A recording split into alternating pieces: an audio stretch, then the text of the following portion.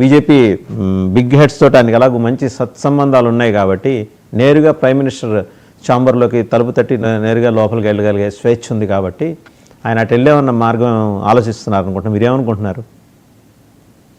ముందుగా మీకు ప్యానల్లో ఉన్నటువంటి మిత్రులకు, అదేవిధంగా 99 న్యూస్ వీక్షిస్తున్నటువంటి ప్రేక్షకులకు అందరికీ కూడా నమస్కారాలు తెలియజేసుకుంటూ, సార్ ఈరోజు ఈ దొంగ లెక్కల మాస్టర్ కి తప్పుడు చెప్పడము, ఎదుటి మనిషి మీద బురద చల్లడము, ఎలా ట్రాప్ చేయాలా అనేది ఇతనికి వెన్నతో పెట్టిన విద్య. ఈయన పేరే తప్పుడు లెక్కల మాస్టర్. ఈ తప్పుడు లెక్కల మాస్టరు లాస్ట్ 2014లో కూడా కూటమి విచ్ఛిన్నం చేయడానికి వీళ్ళు చేసిన ప్రయత్నం ఆ రోజు సఫలమైంది. వీళ్ళు చేసినటువంటి నానా యాగీలు ఇవన్నీ వల్ల ఆ రోజు సఫలం అయిపోయింది కూటమి. దాని పరిణామం 5 సంవత్సరాలు ఈ రాక్షసుని రాజ్యంలో ప్రజలు ఏ విధంగా ఇబ్బంది పడ్డారు, ఈ రాష్ట్రం ఏ విధంగా ఇబ్బంది పడింది అని.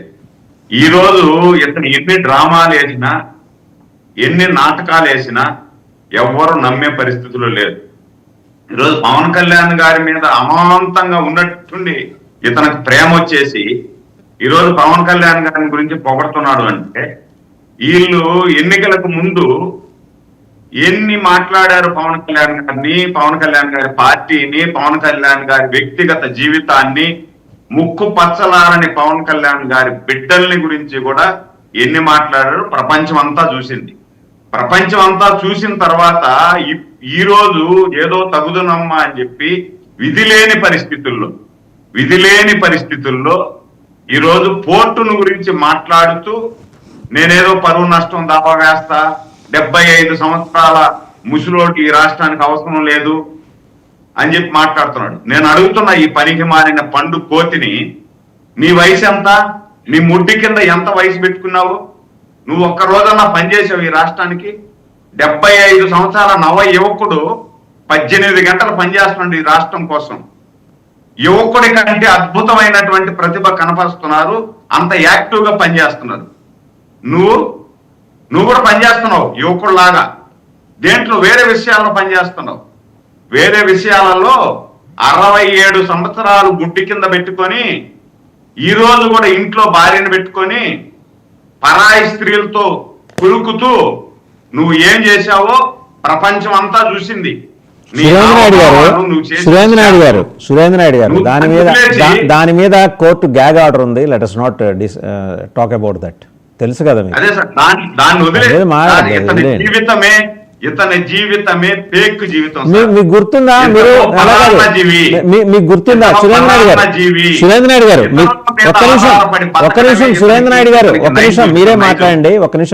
గుర్తుందా ముఖ్యమంత్రిగా రాజశేఖర రెడ్డి గారు ఉన్నప్పుడు ఆయన ఇట్లాంటి సందర్భాలు ఏమన్నా చంద్రబాబు గారిని విమర్శించాలి, లేకపోతే ఆయన్ని గొడవ చేయాలి, గేలు చేయాలనుకున్నప్పుడు ఆయన ఎక్కడా మాట్లాడేవాడు కాదు. వెనక్కి తిరిగి ఇలా చేయి చూపించి ఆ వెన్నుపోటు గురించి మీరు మాట్లాడకండి ఇప్పుడు ఎందుకు అవన్నీ అనేవాడు. అలా ఏమన్నా దాటేసే పద్ధతిలో మాట్లాడండి, కానీ నేరుగా అటాక్ చేయమాకండి సార్. ఇప్పుడు అందుకనే సార్, ఇప్పుడు కొన్ని మాట్లాడినప్పుడు బాధ వేస్తుంది సార్. వీళ్ళు మాట్లాడిన మాటలు చంద్రబాబు గారిని కానీ, పవన్ కళ్యాణ్ గారిని కానీ, లోకేష్ బాబు గారిని కానీ ఎన్నికలకు ముందు ఎన్ని మాట్లాడారు సార్? చిట్టి నాయుడు అంటారు, పప్పు నాయుడు అంటారు, ఎన్ని మాట్లాడారు? 2018లో పవన్ కళ్యాణ్ విమర్శిస్తూ తెలుగుదేశం శ్రేణులు నాయకత్వం మాట్లాడిన చాలా చండాలమైన మాటలన్నీ ఇప్పుడు మళ్ళీ తెర మీదకి వస్తున్నాయి. మీరు ఇలా మాడుతున్నారో లేదో కింద కామెంట్స్ వచ్చేస్తున్నాయి. అప్పుడు మనం ఏం చేసాం మాస్టర్ అని అడుగుతున్నారు. దానికి కూడా మీరు సమాధానం చెప్పాలి. 2018లో కూడా తెలుగుదేశం శ్రేణులు ఎక్కడా పవన్ కళ్యాణ్ గురించి మాట్లాడాల. వీళ్ళే ఈ వైసీపీ శ్రేణులే తెలుగుదేశం పార్టీ ముసుగులో వీళ్ళు పెట్టినటువంటి ఫేక్ న్యూస్లు అవి. వాళ్ళ నైజం అదే కదా, ఫేక్ న్యూస్ పెట్టడమే వాళ్ళ నైజం.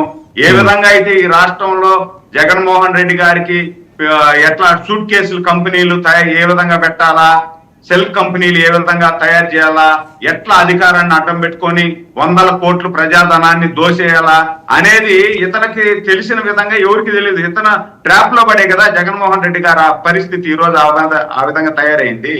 ఇప్పుడు ఎన్నికలకు ముందు ఏమన్నాడు సార్ ఇతను ఏమన్నాడు? ఒక సెకండ్ సార్, ఇతను ఏమన్నాడు? ఎన్నికలకు 2014 ముందు ఏమన్నాడు? చంద్రబాబు గారి ఇంట్లో వెంకటేశ్వర స్వామి నగలు ఉన్నాయి, బెడ్ కింద ఉన్నాయి అన్నాడు.